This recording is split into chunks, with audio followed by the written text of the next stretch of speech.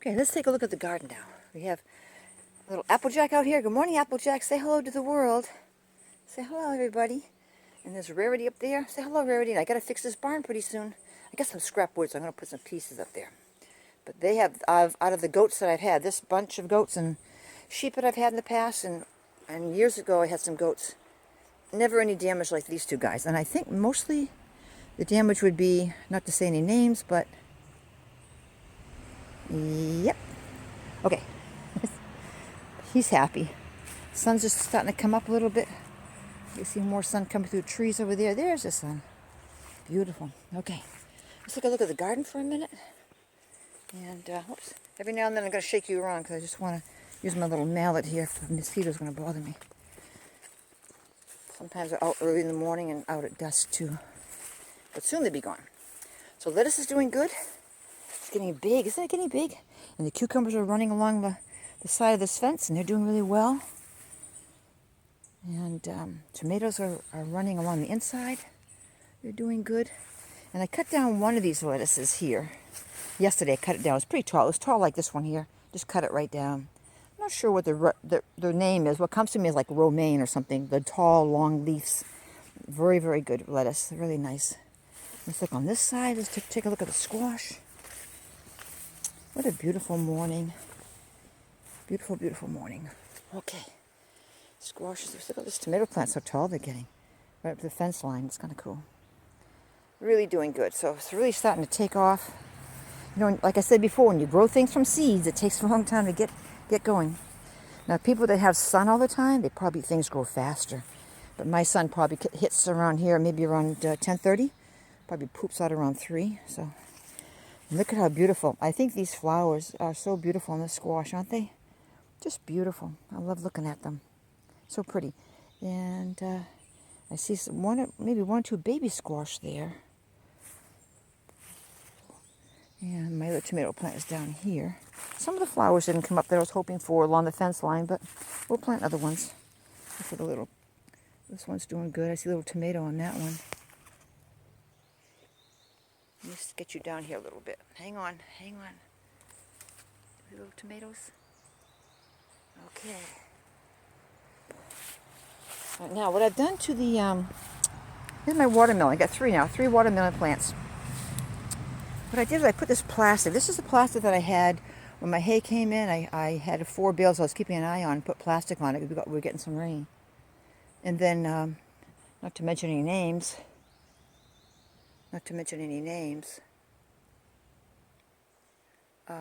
ripped the plastic off my hay and made holes in the plastic, not only there, but in other pieces. So I cut this particular piece of plastic off. Now, why I did that was I was finding out that these watermelon plants, even though they're pretty good size and they got their true leaves on them, when they're out in the sun, full sun, you know, they don't do good. They get stressed out. They start to hang over. They don't look like they're going to make it. So what I'm doing now is during the day, the hot sun, I'm putting this little piece of plastic up. It's only normal plastic. It's nothing. It's not like a sun cloth or anything, or shade cloth, whatever they call it, shade cloth, I guess. But you know, it's really working great because without it, these guys, as they're standing up nice and straight, without it and the sun hits them, they're going to get droopy and hang over. They don't look good. So I give them plenty of water, and since I've been putting this on it, during the day they stand up just as straight, and they love it. They love not being in the direct hot sun. And at nighttime, I will take the canopy. Well, let's see. If the sun's starting to set, even though there's a little bit of sun hitting them, but if it's like the late afternoon, I will take this plastic off and let them enjoy the sun. And the plastic stays off all night so they can get the moon. I guess the moon helps things to grow. These are doing good. The raspberry bushes are doing good. And the bunny that ate my 2 grapevines, grape bushes, they all came back, which is beautiful. And I don't know if you can see this or not. Let me see if I can zoom in a little bit. I've got some grapes that are coming in. A little bit of grapes over there coming in. Some down there. Got to keep an eye on them. I know the birds probably like to eat them too. Thought I had some other grapes. Hold on a second. Where's the other grapes that I had? Let me see. Where did they go? Hold on a minute. Don't make it too dizzy. Oh, here's something down here. Some grapes down there. There they are. Now they're green, and they're going to get bigger, and they're going to turn dark purple. And some more grapes right there. A few more grapes there. And let's see. A few grapes over here. Little tiny grapes coming out over here. And maybe back. Oops, okay, a little bit there. Hold on, grapes. Hang on, people. A little dizzy. Oh, well, you get the idea, right? They're between the leaves in there. So, now, I have to do more research on grapes. And yes, anybody watching would probably say, oh, you're doing it all wrong, and I would agree. Last year what I did when the grapes were coming in, the vines were getting so big, I cut back on some of the vines in the summer. Oh, I'm sorry, tree. Cut back on some of the vines in the summer, because the vines were getting too long. They were traveling everywhere. And they didn't have any little fruit on them. Now, when this one first started blooming, it had tons of little tiny grape seeds everywhere. You know, it's going to be little grapes everywhere. It sounded like I could find them all over the place. But then as this particular bush was getting longer and longer and spreading out, it seemed like the grapes were, you know, decreasing. You might see a nice plump stalk of grapes, and then you only see a few. So I'm thinking that the vine, you know, when things want to grow as a vine, it's going to start taking nutrients from the fruit that it's producing. So I figured just going to cut it back, which I did. Cut it back quite a bit. And let me get you not so zoomed out or in. Cut it back quite a bit. Still has plenty of, you know, leaves to photosynthesis and make all their food that they need and energy that they need. So they still have plenty of that. And then the grapes seem to be doing better now. So the grapes are doing better. So hopefully, you know, that will help out. So I guess even like tomato plants, if you don't cut your tomato plants back, if they're really growing crazy, because tomato plants will keep on growing until the frost hits them. And they can get very leafy and they grow into long vines. And if they're going to put all their energy into that growth, then you're not going to have much fruit. So we'll see how the grapes go. And next year I think what I'm going to do is just cut it back a little bit before it gets too long. Kind of snip it as it goes along. Because what I did snip off wasn't going to produce anything. No grapes. Just all it had was just leaves. Okay, let's take a look at this pear tree over here. And so we have these pears that look like that. Little sun on that one. Okay, look at these little pears right here. Yep, that's very, very nice. But I still think those pears are different than these pears. Now, you know, these pears never look like the other ones, and vice versa. So we'll see. As they get bigger, we'll see. There's quite a bit of pears on that branch, isn't there? Amazing. And I'm going to have to support, as they get bigger, I have to support that branch. Okay, let's go take a look over here. Just a quick video to say hi and see how, just say hi to you and enjoy the morning with you. And this is doing pretty good. That's that big squash plant over there.